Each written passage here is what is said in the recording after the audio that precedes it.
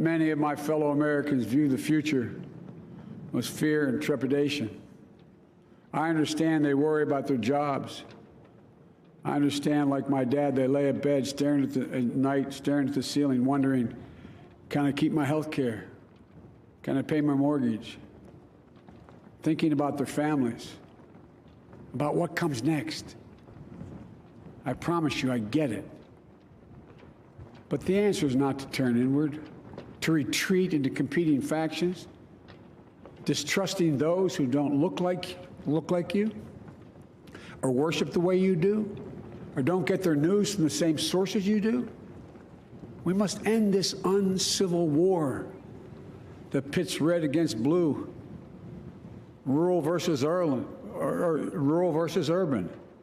conservative versus liberal. We can do this if we open our souls instead of hardening our hearts, if we show a little tolerance and humility, and if we're willing to stand in the other person's shoes, as my mom would say, just for a moment, stand in their shoes. Because here's the thing about life. There's no accounting for what fate will deal you. Some days, when you need a hand. There are other days when we're called to lend a hand. That's how it has to be. That's what we do for one another. And if we are this way, our country will be stronger, more prosperous, more ready for the future. And we can still disagree.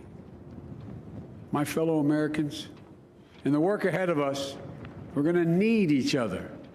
We need all our strength to persevere through this dark winter. We're entering what may be the toughest and deadliest period of the virus. We must set aside politics and finally face this pandemic as one nation.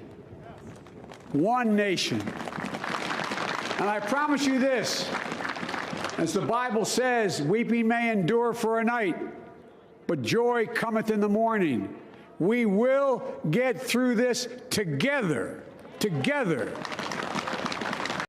Hey, NBC News viewers, thanks for checking out our YouTube channel. Subscribe by clicking on that button down here and click on any of the videos over here to watch the latest interviews, show highlights, and digital exclusives. Thanks for watching.